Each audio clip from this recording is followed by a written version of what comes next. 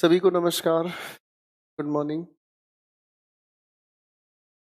Good morning class. Good morning.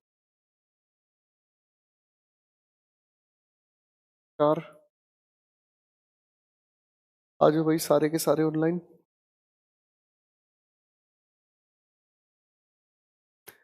आज का ये जो प्रैक्टिस सेशन है, हम पिछली क्लास में तो आर्टिकल्स पर बढ़ चुके। आर्टिकल्स हम पढ़ ही रहे थे। मैंने देखा कि काफ़ी सारे स्टूडेंट्स की एडवर्ब को लेकर डाउट्स हैं। और नमस्कार हर्षित।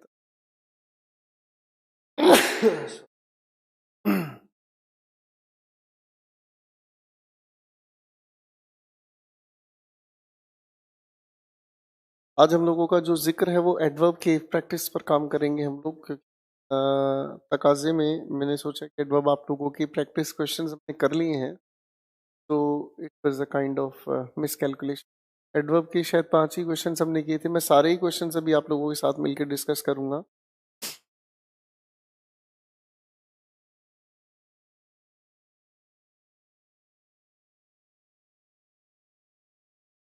गुड मॉर्निंग अस्तित्व।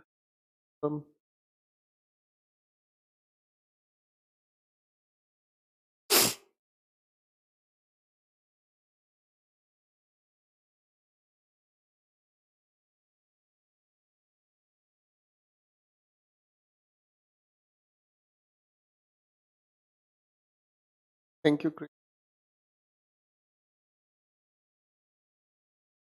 जी कृष्ण सही है।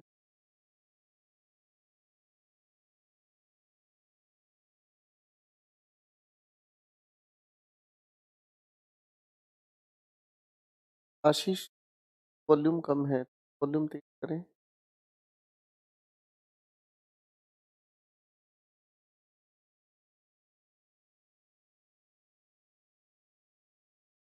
जी आएगा कृष्णा।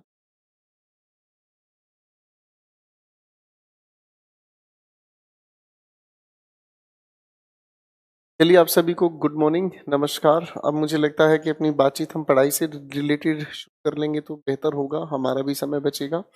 चलिए बच्चों, आपके सामने अब एडवर्ब के क्वेश्चंस हाजिर हो रहे हैं और धीरे धीरे क्वेश्चंस को हम लोग सोल्व करते जाएंगे। मैं यहीं बैठा हूं और आप लोगों के सामने क्वेश्चंस होंगे, तो एक एक करके क्वेश्चंस पर आप लोग फोकस करना शुरू करेंगे।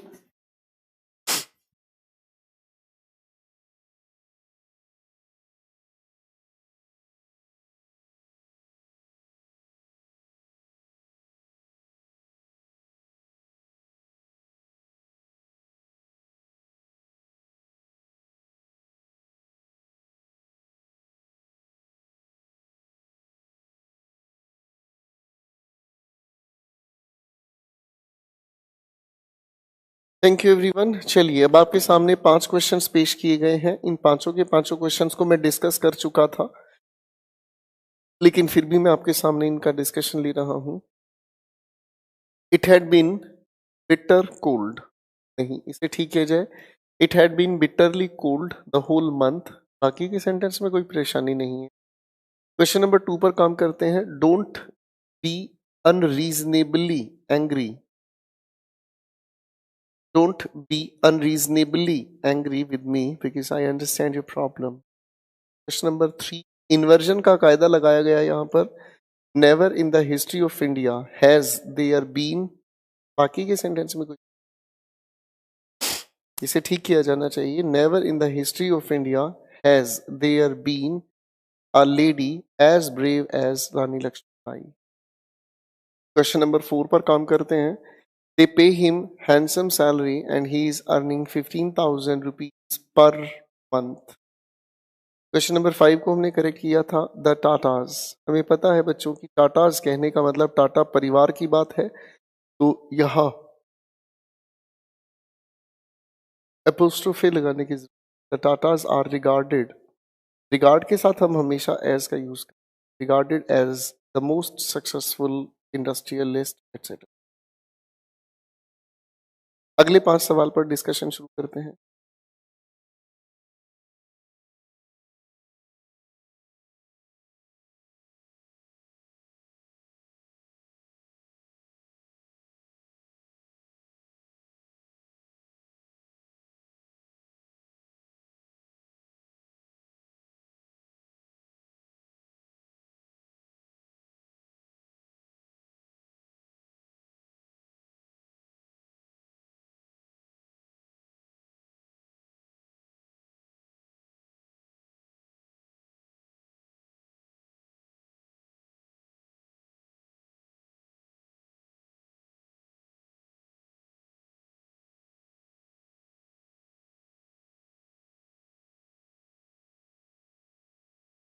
चलिए दोस्तों, क्वेश्चन नंबर 6 पर काम करते हैं। क्वेश्चन नंबर 6 कहता है, if you like to succeed in life you must learn how to think independent. बच्चों, यहाँ पर थिंक एक एक्शन वर्ब है। एक्शन वर्ब के लिए हम लोगों को लेकर चलना होगा एक एडवर्ब को, एडजेक्टिव नहीं।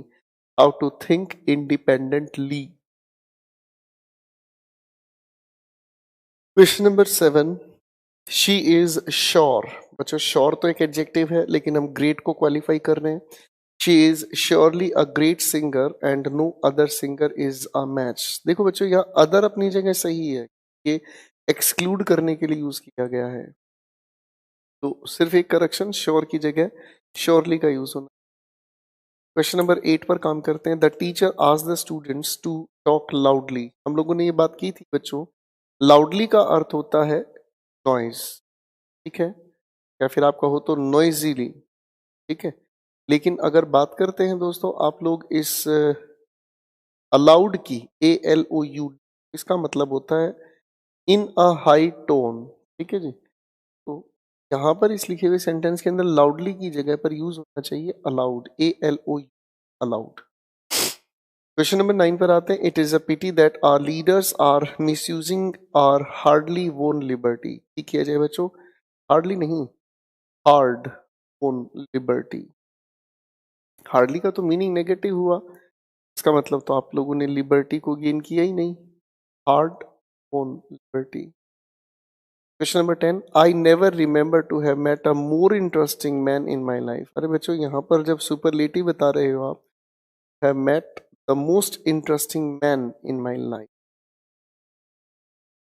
क्वेश्चन नंबर 11 पर आ जाए। Raja Ram Mohan Roy tried to eradicate social evils with tooth and nail. बच्चों, यहाँ पर विद की जरूरत नहीं है, क्योंकि ये ईडियम आंसर देता है हमें हाउ का, और हाउ का आंसर देने के लिए टूथ एंड नील अपने आप में काफी है, ठीक है बच्चों।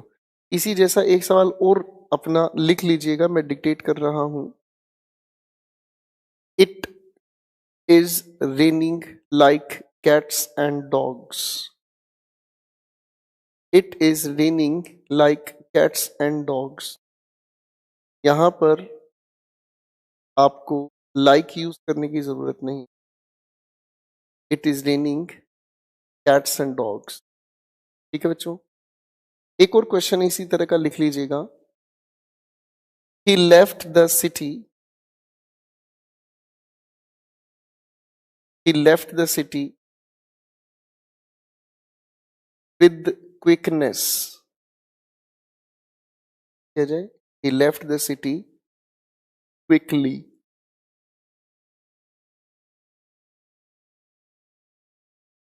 क्वेश्चन नंबर 12 पर आए। वी सेल्डम और एवर। बच्चों, ये पेयर बड़े ध्यान से समझ लीजिएगा। चॉइस हम हमेशा सिमिलर कैटेगरी की बात करते हैं, तो वी सेल्डम और नेवर, ये पेयर याद रख लीजिएगा।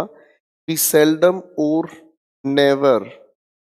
एक और लिख लीजिएगा, हार्डली और नेवर। एक और लिख लीजिएगा, seldom if ever.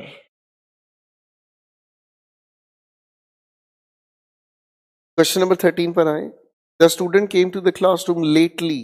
Sir, lately का अर्थ हम लोगों ने समझा था कि लेटली का अर्थ होता है रिसेंटली, ठीक है। लेकिन रिसेंटली कहने की बात तब करते हैं हम जब ये प्रेजेंट परफेक्ट टेंस में यूज किया जाता है। शायद मैंने इस बारे में आपको बता दिया था। लेकिन यहाँ जो इस सवाल में पूछा जा रहा है बेसिकली, वो कहा जा रहा है कि एक स्पेसिफिक टाइम के बाद अगर आप आते हैं तो लेट कहना ज्यादा अप्रोप्रिएट हुआ। The student came to the classroom late and was punished by the teacher. Question number 14, she had barely nothing. आप अगर इस बात को ध्यान से समझेंगे, बेयरली अपने आप में अगर नेगेटिव है ही मेरे दोस्तों, आपको नथिंग नहीं, नथिंग की जगह पर एनीथिंग का यूज करना हो, क्योंकि किसी भी सेंटेंस के अंदर अगर आप डबल नेगेटिव्स यूज करते हैं तो मीनिंग पॉजिटिव बनता है, और हमें यहाँ मीनिंग पॉजिटिव बनाने की कोई कंडीशन दी नहीं गई। बेयरली के बाद नथिंग को हटाकर आप एनीथिंग लिखें, काफी रहे। Question number 15, he has not seldom भाई वही सवाल है जो भी ऊपर हम लोगों ने किया था। जब सेल्डम आप कह ही रहे हो तो नोट लिखने की जरूरत नहीं। ठीक है दोस्तों, अगले 5 सवाल आपके समक्ष, दिमाग लगाएं।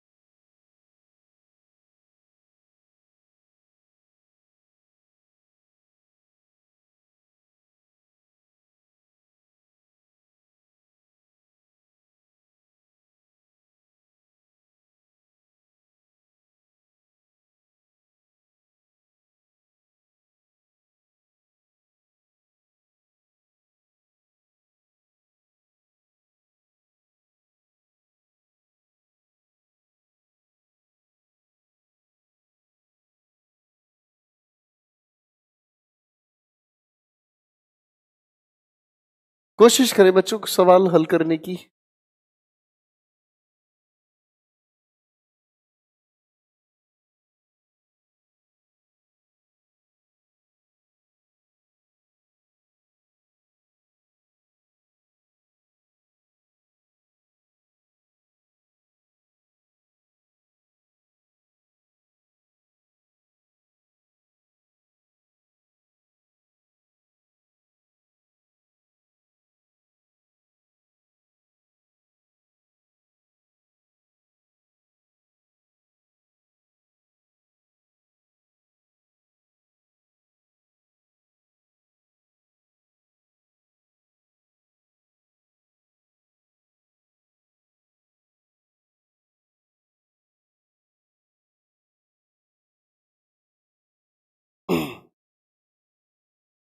चलिए दोस्तों, एक एक क्वेश्चन पर काम करना शुरू करते हैं। लिखा, your scooter would not have given you so much trouble if you had maintained it properly.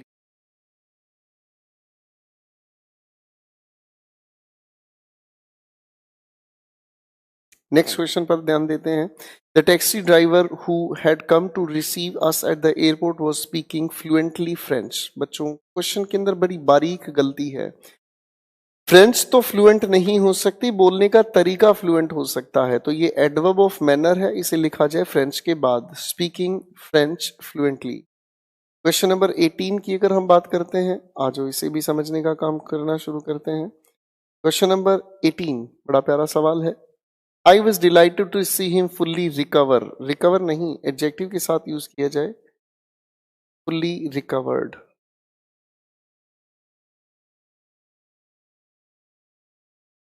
Question number 19, my brother has done and is still doing excellent work. बच्चों, वर्क कभी एक्सीलेंट नहीं होता, वर्क कभी excellent नहीं होता, work करने की approach excellent होती, काम करने का तरीका एक्सीलेंट हो सकता है। ठीक है बच्चों, इसे ठीक किया जाए, वर्क के बाद एक्सीलेंटली लिखें। क्वेश्चन नंबर 20 पर आ जाएं। प्यारा सवाल, the observers feel that the stronger team has to face defeat because the players don't play wholeheartedly. LY suffix किया जाए। अगले 5 सवाल आपके सामने, कोशिश करें बच्चों।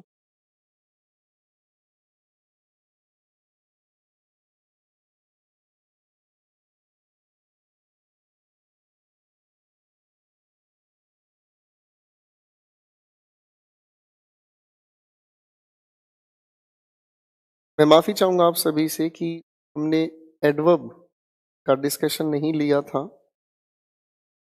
और दुख हुआ इस बात को जानकर कि तकाजे में हम एडवर्ब को नहीं कर पाए थे। आज हम एडवर्ब के सेक्शन को कंप्लीट करेंगे और उसके बाद हम अपनी कहानी आगे। I am totally dedicated to my dear.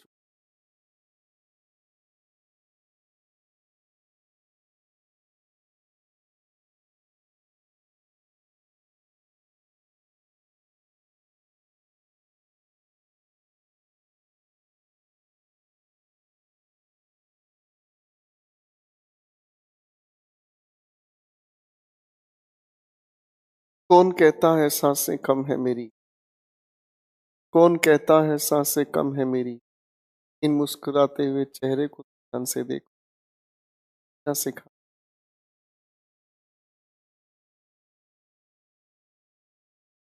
Robin साहब, वॉइसिंग में प्रॉब्लम नहीं है, आपका नेट इशू हो सकता है।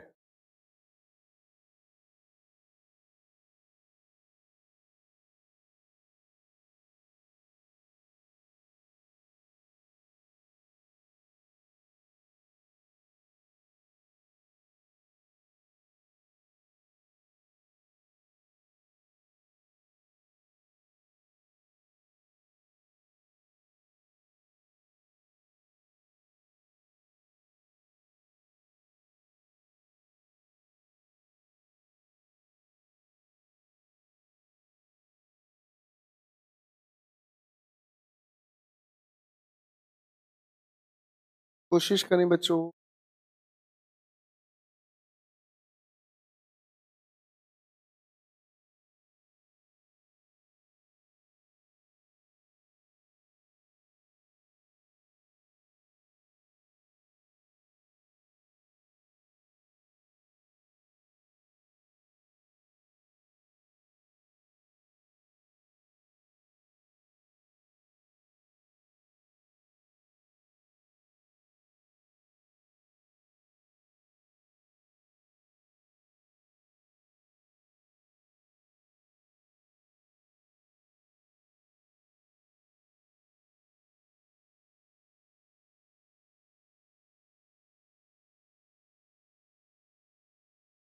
That is lovely to see, ladies and gentlemen.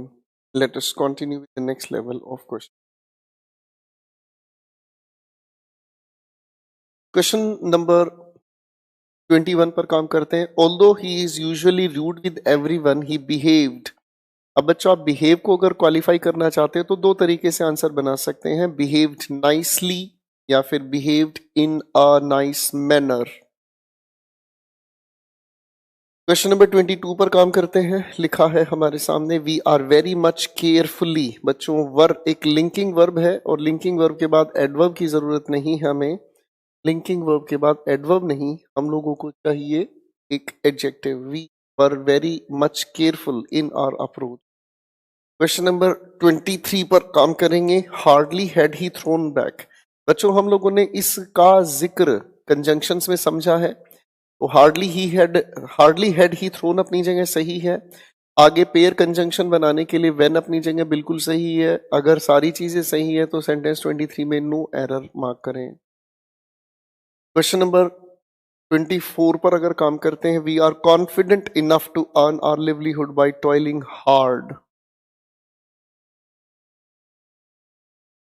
Kunal, बिल्कुल बिल्कुल आप चिंता ना करें. बुक के बारे में मैं खुद बताऊंगा बेटा, बिल्कुल चिंता ना करें. मैं जिस बुक को तैयार कर चुका हूं वो प्रिंट में है और वो एक बहुत प्यारी रिसर्च है. मैं अगर कहूं तो वो अपने आप में एक नगीना है. ठीक है, बिल्कुल चिंता ना करें. और आप लोगों के पास पहुंचाने का तरीका भी है, अमेजन से आप उसे बाई करेंगे. बिल्कुल चिंता की बात नहीं है. इधर उधर का कुछ कूड़ा नहीं है कि कुछ पुरानी किताबों की ही शक्ल बदल बदल के लोग पढ़ते हैं. बिल्कुल ऐसी चीज नहीं, बिल्कुल परिष्कृत है वो सारा का सारा समीकरण. क्वेश्चन नंबर 24 पर थे हमने किया. 25 पर आए. I am absolutely confident that we are going to move forward strongly. I am absolute नहीं, एब्सोल्युटली कॉन्फिडेंट. अगले 5 सवाल आपके सामने. देखो बच्चों, 26वें क्वेश्चन के अंदर तो वही गड़बड़ हो गई आप लोगों की. अगर हम देखें एक है पर देख.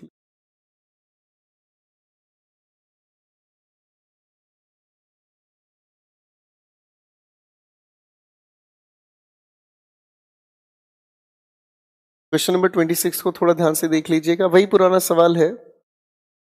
Your machine would not have given you so much trouble if you had maintained it properly. LY suffix किया जाएगा क्योंकि आप मेंटेन को क्वालिफाई करना चाहते हैं. Question number 27, if had you worked hard. बच्चों, ठीक किया जाए इसको. दो तरीके से ठीक किया जा सकता है, या तो इफ को हटाया जाए या फिर यू के बाद हैड को लिखा जाए. ये हमें कंडीशनल सेंटेंसेस में काम आएगा. इन्वर्जन, ये बात हम टेंस के साथ समझेंगे.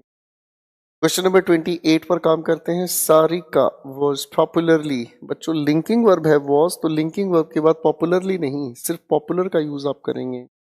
Sarika was popular with her classmate etcetera, बाकी के सेंटेंस में कोई परेशानी नहीं। Question number 29, no sooner he had arrived, बच्चों देखो कंजंक्शंस में हमने इसे समझा था, और no sooner had he arrived home, बाकी देखो कंपैरेटिव के लिए HAN अपनी जगह बिल्कुल। क्वेश्चन नंबर 30 पर आए, द शिप वॉज ड्राउंड, ये शब्द अपनी जगह ठीक होना चाहिए। ड्राउन का यूज किया जाता है लिविंग बीइंग के लिए, और नॉन लिविंग थिंग के लिए यूज किया जाता है सिंक। सिंक की अब यहाँ पर थर्ड फॉर्म यूज होनी चाहिए, सिंक, सैंक, संक, तो इस ड्राउंड की जगह लिखा होना चाहिए SUNK। ड्राउन हम यूज करते हैं नॉन लिविंग थिंग्स के लिए, तो भैया ड्राउन हम यूज करते हैं लिविंग थिंग्स के लिए, पर शिप तो नॉन लिविंग थिंग है, इसलिए यहां पर होना चाहिए SUNK, संक। क्वेश्चन नंबर 31 पर आए, लिखा है Columbus was the first man who invented America. Invent हम कहते हैं एक ऐसी खोज जो पहले नहीं थी, जिसे सबसे पहले बनाया गया। जैसे स्टीव जॉब्स का नाम सुना होगा आपने, स्टीव जॉब्स ने आईफोन इन्वेंट किया, लेकिन अमेरिका तो कोलंबस के सर्च करने से पहले ही एग्जिस्ट करता है। इसका मतलब जो चीज आपके सर्च करने से पहले एग्जिस्ट करती है उसके लिए आप यूज करते हैं discovered. Question number 32, no sooner did Saurav reach there, बच्चों इन्वर्जन वाला मामला आ गया, कंजंक्शन में हमने इसे पढ़ा था। No sooner did Saurav reach there then his father came and started scolding him very loudly, LY suffix किया है, कि जब आप किसी को डांटते हो तो डांटते वक्त शोर मचाते हो, शोर नहीं बाबा, शोर, जिया रे झूमे रे ऐसे। क्वेश्चन नंबर 33 पर आए, जया इज इनफ बोल्ड, हमें पता है बच्चों कि प्लीजेंट एडजेक्टिव के बाद हम इनफ का जिक्र करते हैं। Jaya is bold enough to prevail upon her father to land her a new bike at. Question 34, when I found she was too glad to meet me, बच्चों सेंटेंस को ठीक करें। ग्लैड एक प्लीजेंट एडजेक्टिव है, और प्लीजेंट एडजेक्टिव के लिए to नहीं, हम इनफ का यूज करें, ठीक है बच्चों।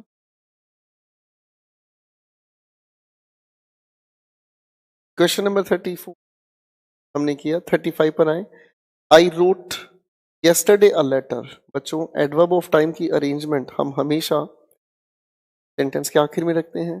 ये जो सेंटेंस है I wrote a letter complete हुआ, इस यस्टरडे का जिक्र होना चाहिए लेटर के बाद। चलिए दोस्तों अगले 5 सवाल आप दिमाग लगाएं, take your time.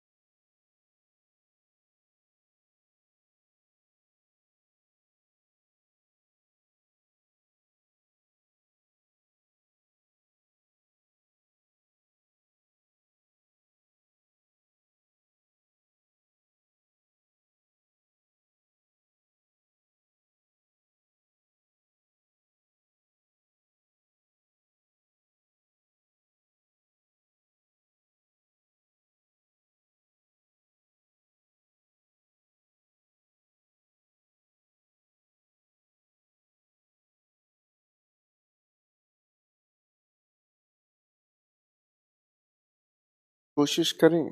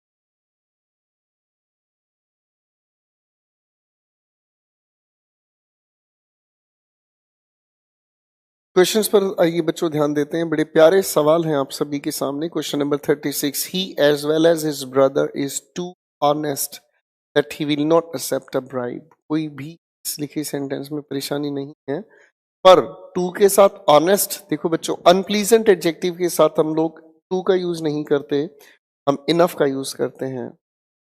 he as well as his brother is honest enough। Question number 37 पर आई, लिखा है you will fail in the examination unless you work hardly. बच्चों गलत जा रहा है मामला, हार्डली नहीं हार्ड।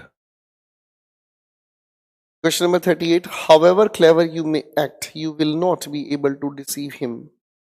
बच्चों ये जो हाउएवर है, बेसिकली हाउएवर बिल्कुल वही काम करता है जो आप लोगों का कंजंक्शन ऑल्दो या दो करता है, यानी कि ये कॉन्ट्रडिक्शन बताता है। तो हाउएवर लिखे में कोई परेशानी नहीं है।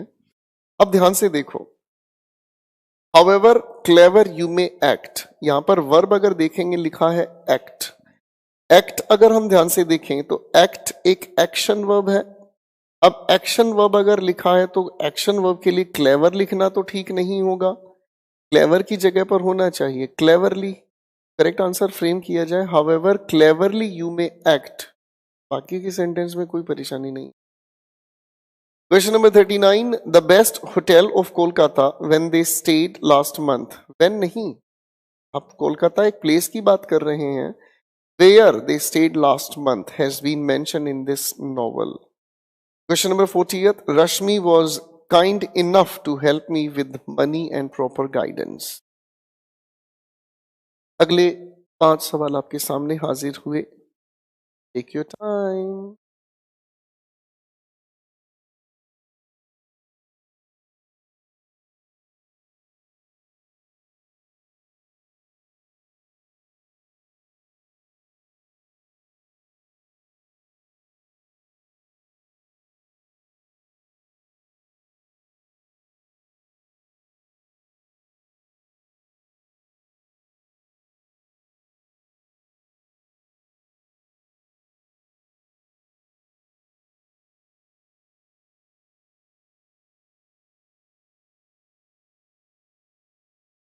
अंकित बेटा, क्वेश्चन को ना आप जब हम कंप्लीट कर लें उसके बाद वीडियो को दोबारा से देखना, हो सकता है आपका डाउट क्लियर।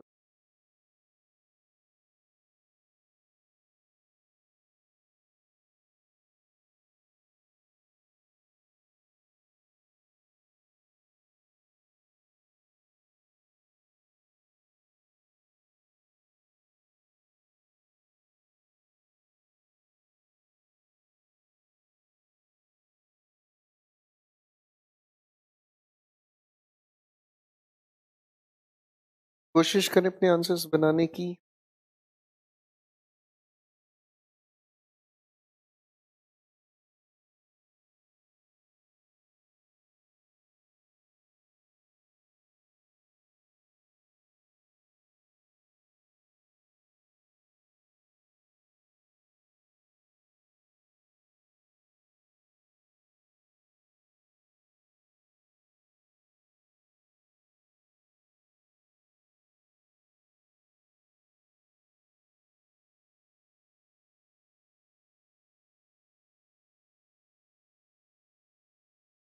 आई होप आपने क्वेश्चन बना लिए हों।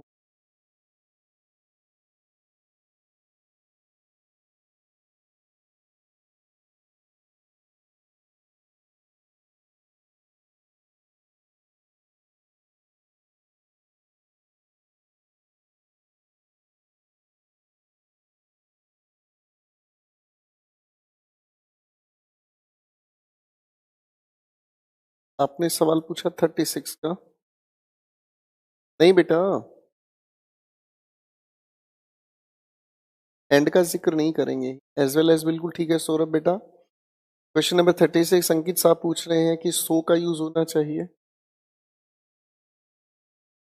ओ ए क्वेश्चन नंबर 36 अंकित साहब ठीक कह रहे हैं, यहाँ पर ऑनेस्ट इनफ नहीं होना चाहिए क्योंकि आगे तो दैट का पेयर बना हुआ है। माफ कीजिए, इस क्वेश्चन को दोबारा से देख लेते हैं। He as well as his brother is so honest that. Thank you Ankit, thank you so much for reconsideration. नहीं बेटा, सौरभ आपका क्वेश्चन नंबर 36 में एज वेल एज बिल्कुल ठीक है, इसमें बेवजह एंड लगाने की जरूरत नहीं है।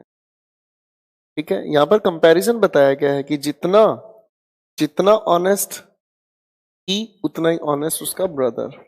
थैंक यू अंकित बेटा, बहुत अच्छी कोशिश आपकी, थैंक यू। क्वेश्चन नंबर 41 पर आ रहे हैं हम। The hall is too much small to accommodate all the guests.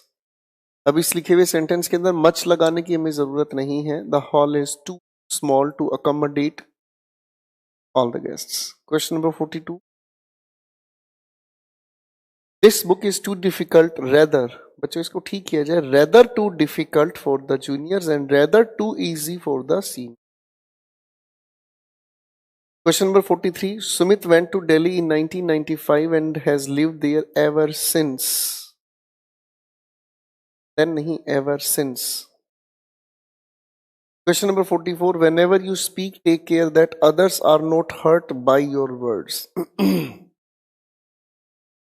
Whenever you speak, take care that others are not hurt by your words. इस सेंटेंस में कोई एरर नहीं है। Question number 45. Tendulkar was so young when he started playing cricket. तो ये तो कोई दिक्कत ही नहीं है बच्चा, सो की जगह लिखा जाए Tendulkar was young enough. Gunjan साहब पूछ रही हैं कि 38 में is am are able to के साथ शेल या विल होना चाहिए क्वेश्चन 38 में।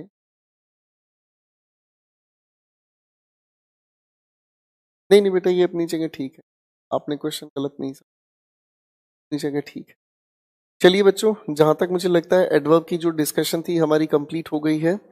फटाफट से कमेंट्स पर आ जाएं, और जिस बच्चे का जो सवाल है, कुछ और आप लोगों का अगर एडवर्ब से संबंधित सवाल है तो आप अपना सवाल पूछ सकते हैं।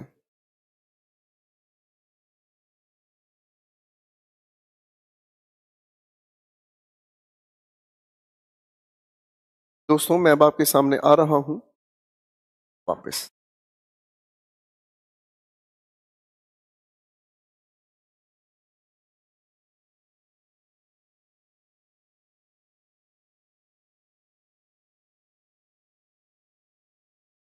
मैं आ गया।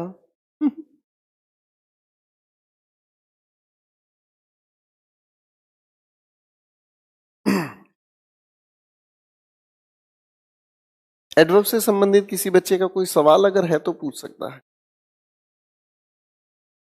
ठीक।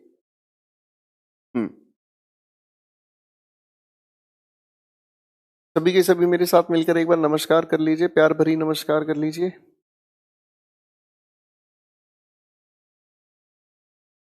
बिल्कुल, जो आपको सवाल पूछना है आज आप सवाल पूछ। Thank you.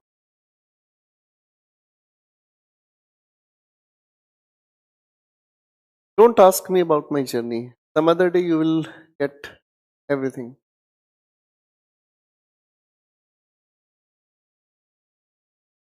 कृष्णा कंजंक्शन से पूछे बेटा, नमस्कार। मैं सभी बच्चों को रिक्वेस्ट करूंगा, सारे बच्चे आ जाइए, जरा कमेंट्स पर आ जाएं। रादर में थोड़ा सा कंफ्यूजन है। रादर में क्या कंफ्यूजन? नमस्ते मेरे दोस्त, सभी आ जाओ।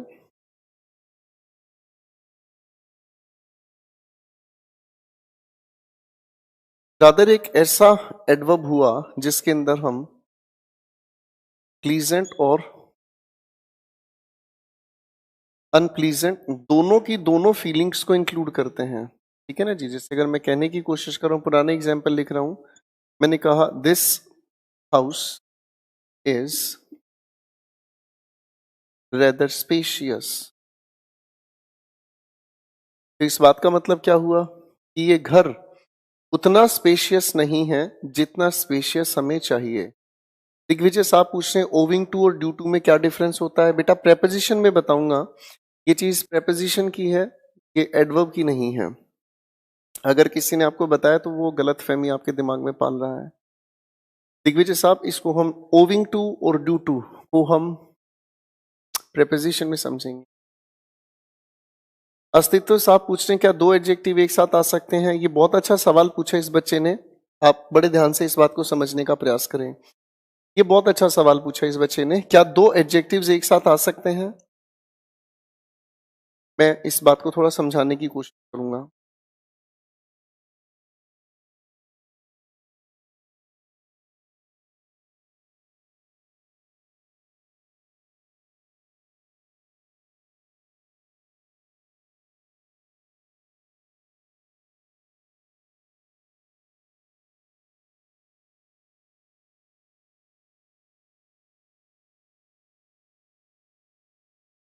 एक बार इस बात को ध्यान से पढ़ने की कोशिश करें। अस्तित्व ने सवाल पूछा कि क्या दो एडजेक्टिव्स एक साथ आ सकते हैं? मैंने आपके सामने लिखा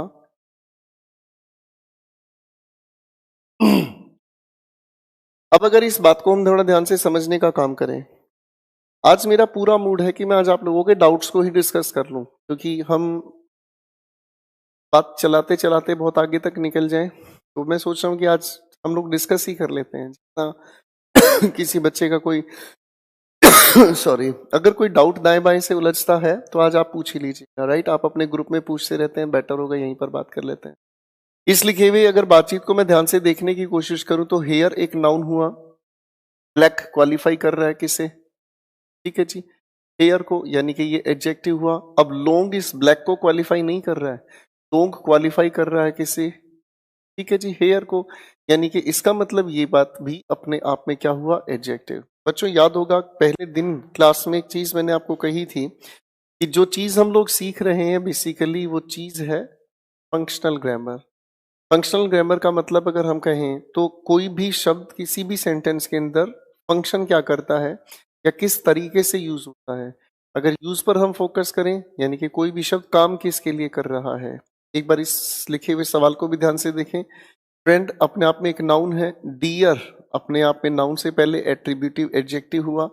ठीक है बच्चों, अब माई डियर से लेना देना नहीं रखता, माई इस नाउन को क्वालिफाई कर रहा है तो ये भी अपने आप में क्या हुआ? एडजेक्टिव। ठीक है जी तो हम एक ही सेंटेंस में दो एडजेक्टिव्स एक साथ रख सकते हैं। दोनों एडजेक्टिव साथ रखने का मतलब क्या हुआ? हमें ये देखना जरूरी है कि ये फंक्शन किसके लिए कर रहा है। ठीक है बच्चों, सचिन, अस्तित्व के सवाल का डिस्कशन हो चुका है। अस्तित्व कुछ पूछना चाह रहा है शायद।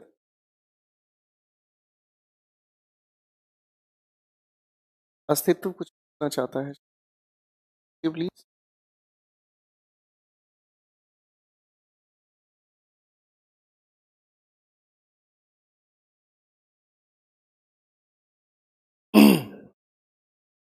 कृष्ण साहब ने पूछा अगर सो सेंटेंस के स्टार्टिंग में हो तो क्या इन्वर्जन होगा क्या सर? हाँ जी, इन्वर्जन हो सकता है। हमने किया तो है बेटा ये सेंटेंस, हमने किया तो ये sentence, he liked the movie so did I. ये सो सेंटेंस की शुरुआत में इन्वर्जन ही तो कर रहा है। नितेश अपने नोट्स को ध्यान से देख। मैं कॉन्सेप्ट को समझाने की कोशिश दोबारा से करूं ये बड़ा मुश्किल है। डाउट होता है कि जो आपने पढ़ लिया है क्लास में उसके एप्लीकेशन में प्रॉब्लम है। नितेश आप अगर ये कहेंगे कि ओनली का करेक्ट यूज दोबारा से बता दो तो फिर बेटा सिलेबस सारा ही दोबारा से बता देता हूं, ये तो मूर्खता वाली बात है ना। एनी का यूज पॉजिटिव सेंटेंस में नहीं कर सकते, दिग्विजय बिल्कुल कर सकते हैं। एनी का हम लोग यूज कर सकते हैं पॉजिटिव सेंटेंस के अंदर। ठीक है ना जी। अब जब ये मीनिंग कन्वे करता है ए का, आर्टिकल का, हम लोगों ने आर्टिकल के डिस्कशन में ये चीज समझी थी। इफ आई से गिव मी अ बुक, इस आ का मतलब एनी हुआ। क्लियर है? अगर मैं कहने की कोशिश करता हूं गिव मी अ बुक, यही तो खूबसूरती है इस पढ़ने पढ़ाने की। यही तो खूबसूरती है कि जैसे जैसे आप आगे चलते जाओगे तो दिग्विजय जो आपके मन में ये सवाल आया अपने आप ही सवाल का जवाब आपको मिल गया कि हमारे सामने लिखे हुए सेंटेंस में हमारे सामने लिखे हुए सेंटेंस में कभी कभी आर्टिकल ए को रिप्लेस करने का काम करता है एनी। तो लो जी बाबू जी, हम पॉजिटिव सेंटेंस में एनी का यूज कर सकते हैं। ठीक है, माइक ऑफ है।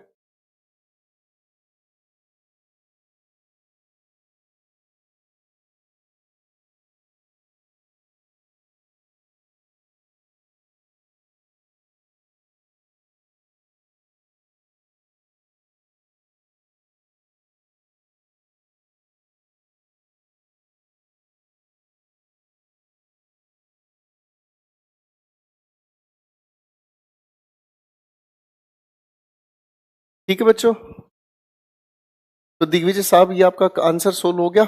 एनी का यूज हम पॉजिटिव सेंटेंस में भी कर सकते हैं। नितेश साहब ने एक सवाल पूछा, ये सवाल है तो वैसे मूर्खता वाला, लेकिन फिर भी मुझे बताना पड़ेगा क्योंकि डाउट तो डाउट ही होता है। इन्होंने एक सवाल पूछा, देखो सारे बच्चे, इन्होंने सवाल जो लिखा मैं वही लिख रहा हूं, ही राइट, आगे ब्लैंक दे दिया और एक चॉइस दे दी है जी क्लीन, और एक चॉइस दे दी है क्लीन। अब बताओ, ये सवाल ही पहले तो पूछना आपका गलत हुआ, सवाल ही ये गलत हुआ नितेश, इसीलिए प्रॉब्लम आती है, इसीलिए प्रॉब्लम आती है, आप क्वेश्चंस पैदा करते हैं। तो पहले तो ये ठीक होना चाहिए, ही राइट्स। अब यहाँ राइट्स अपने आप में एक एक्शन वर्ब है, एक्शन वर्ब को बताने के लिए हमें चाहिएगी एडवर्ब, और हम जानते हैं इनमें एडवर्ब क्या है, ठीक है जी। और वैसे अगर हम कहने की कोशिश करें तो दोनों ही चॉइसेस गलत हैं। क्लीन सरफेस होता है, क्लीन सरफेस होता है, ये दोनों के दोनों शब्द यहां पर गलत हुए, इसकी जगह एग्जैक्टली होना चाहिए क्लियरली। इसलिए तो मैं कहता हूं कि आप बेवजह के सवाल बनाते हैं तो परेशानी होती। जी बिल्कुल ठीक है दिग्विजय साहब, बिल्कुल ठीक कह रहे हैं। Any graduate can apply for this post, इसका मतलब क्या हुआ, जनरल सेंस में आप कहना चाहते हो। इसका एक और मीनिंग तैयार होता है, अगर आप चाहो तो इसका एक मीनिंग और सेंस लेकर चल सकते हैं, एवरी ग्रेजुएट कैन, ठीक है ना जी। अगर मैं कहता हूं गिव मी अ बुक, का एक मीनिंग तैयार हुआ एनी बुक। अब अगर मैं कहने की कोशिश करता हूं any graduate can apply for this post,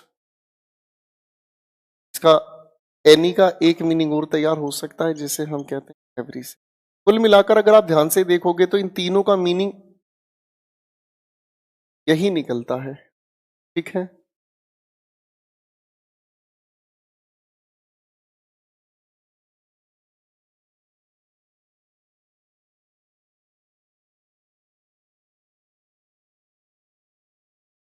Digvijay मेरे को एक बात नहीं समझ में आती, आप एक सवाल पूछने के बाद दूसरा सवाल पूछने लग जाते हैं, ऐसा क्यों लग रहा है, आप किताब खोल के बैठे हैं क्या सारी की सारी किताब पढ़ने के चक्कर में, एक ही चीज को देख लिया आपने। मैं इसको एक्सप्लेन कर रहा हूँ, फिर आप दूसरा सवाल साथ साथ में, रैंडम लगा पड़ा है ये लड़का, और यही चीज परेशानी करती है। सीखने के समय में क्वेश्चन पूछा बेटा उसको तो देख ले क्या पूछा है, और उसके बाद फिर लगा पड़ा है।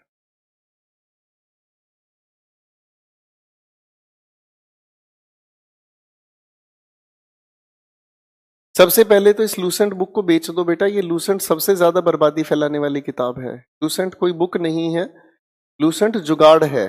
लूसेंट के अंदर किसी टीचर ने, किसी राइटर ने ये नहीं लिखा, ये आप जैसे स्टूडेंट्स ने अपने इकट्ठे लिखे नोट्स और उनको उठाकर चिपका दिया। तो नितेश बाबू इस लूसेंट बुक को बेच दीजिएगा, ठीक है। लूसेंट का आपका जो सामान्य ज्ञान है वो तो काम दे सकता है, बाकी लूसेंट का कोई कंटेंट ऑथेंटिक नहीं है, सब कूड़ा है। जिसने लूसेंट लिखी है मैं उसे जानता हूं।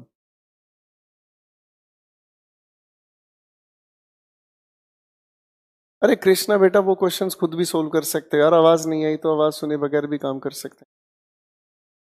कोई और सवाल पूछना है?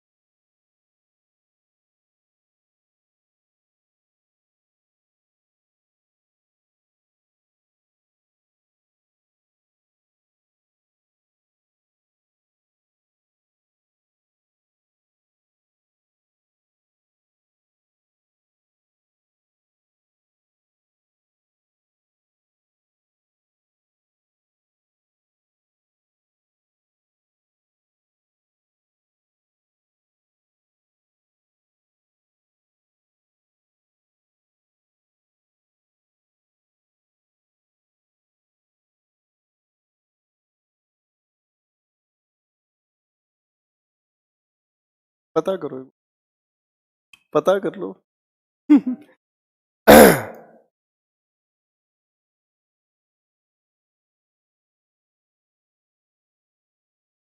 हम्म।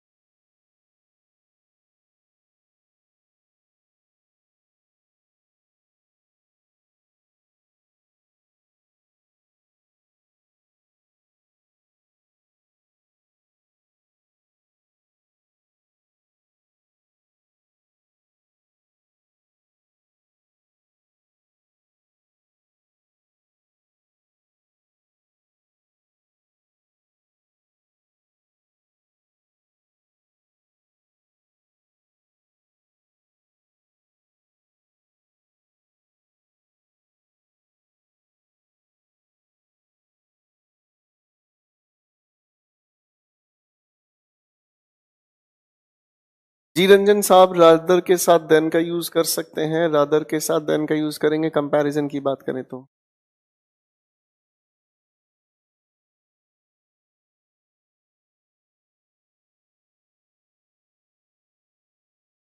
बच्चों, कंजंक्शंस को अगर हम समझने का काम करें तो कंजंक्शन कई तरीके से बांटी जा सकती है। ये कंजंक्शन के टाइप जो होते हैं ना, ये आपके से कोई लेना देना नहीं रखते। मैं वैसे आपको बताता हूं। कोऑर्डिनेट कंजंक्शन होते हैं, फिर आता है आपका सबऑर्डिनेट कंजंक्शन। कोऑर्डिनेट कंजंक्शन का मतलब होता है जो दो इंडिपेंडेंट सेंटेंसेस को जोड़ने का काम करता है। ठीक है, जैसे अगर मैंने कहा Rahul came because he wanted help. अब आप इस लिखे हुए सेंटेंस में से इस बिकॉज को हटा दो, दोनों सेंटेंसेस अलग हुए, कोऑर्डिनेट कंजंक्शन का एग्जांपल हुआ। अब अगर सबऑर्डिनेट की बात करना चाहो तो रिलेटिव प्रोनाउन से जुड़े हुए जितने भी हैं वो सब के सब सबऑर्डिनेट हैं। जैसे अगर मैं कहता हूं Rahul called her to lost her bag. अब अगर इसकी मैं बात करना चाहूं तो ये हमारे पास सबऑर्डिनेट कंजंक्शन है। कैसे हुई? राम कॉल्ड हर, ये तो अपने आप में एक इंडिपेंडेंट सेंटेंस है, और ये एक ऐसा कंजंक्शन है जो इस सेंटेंस को जोड़कर इस पर डिपेंडेंट बना रहा है। तो नाम बदलने से कुछ नहीं होता, आप सीधी बात जो कर चुके वो सफिशिएंट।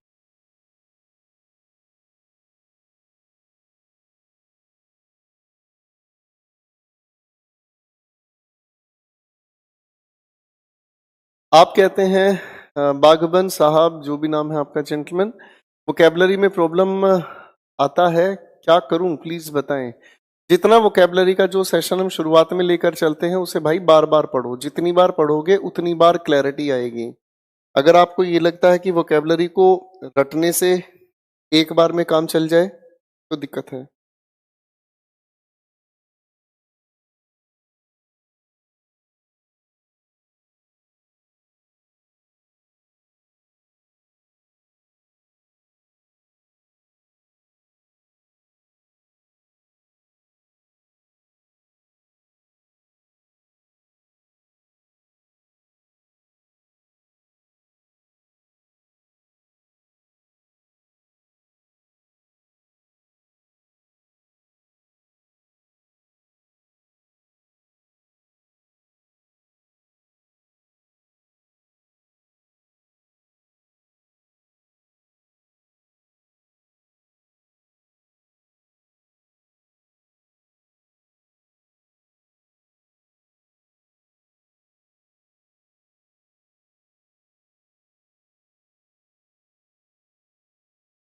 और कोई किसी का सवाल है तो बताएं please.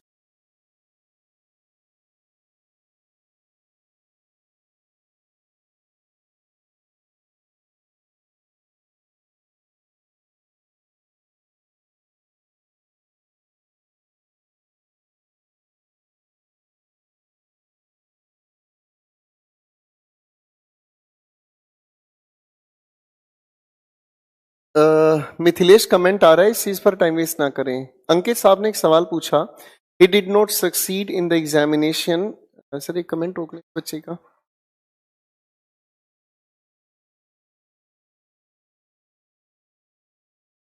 He did not succeed in the examination, yet he had worked hard and had adopted the right strategy. Sir यहाँ yet सही है क्या? बुक में yet की जगह although correct लिखा है.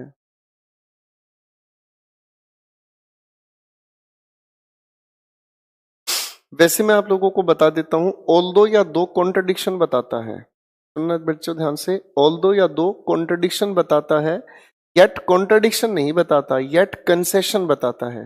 अब आप लोगों को कंसेशन के अर्थ को समझना होगा. जब हम कंसेशन की बात करते हैं तो कंसेशन का मतलब क्या हुआ?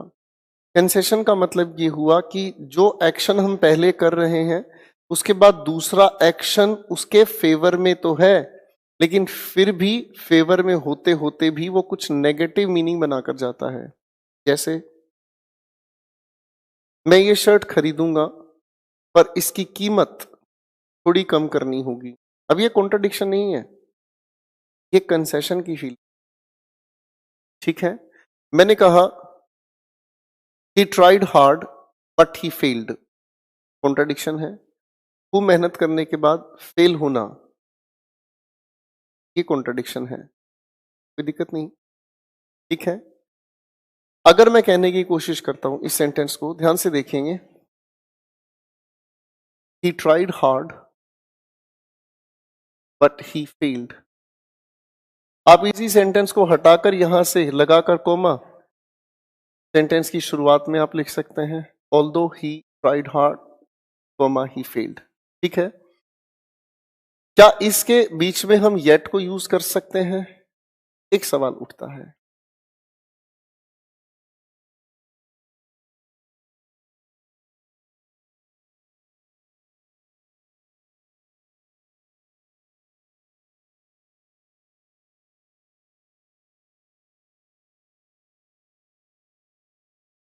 सेंटेंस को ध्यान से देखना.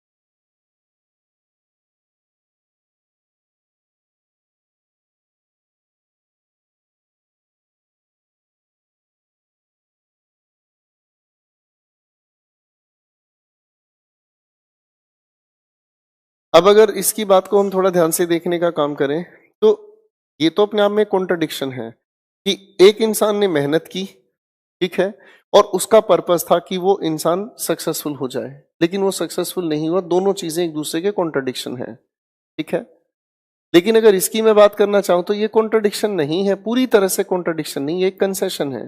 ही केम, ठीक है, तो अगर वो आया yet he did not talk to me, इसका मतलब ये तो है कि वो आया, मिला तो सही, देखा तो सही. बात को ध्यान से समझना. कॉन्ट्रडिक्शन का मतलब तो होता है कि पूरा का पूरा ऑपोजिट मीनिंग. लेकिन यहां अगर मैं देखना चाहूं तो वो आया, उसने बात नहीं की, पर ये मीनिंग तो बन सकता है वो इंसान मेरे सामने तो आया, वो इंसान चुपचाप ही बैठा रहा, उस इंसान ने मुझे कुछ दिया. ये मीनिंग है अलग अलग, राइट. तो येट बताने का काम करता है कंसेशन. तो जो सवाल आप लोगों ने पूछा था बेटा, उसके अंदर कंसेशन नहीं है, वो तो कॉन्ट्रडिक्शन है. ठीक ऑपोजिट मीनिंग कन्वे करने की कोशिश की गई है. ठीक है ना जी.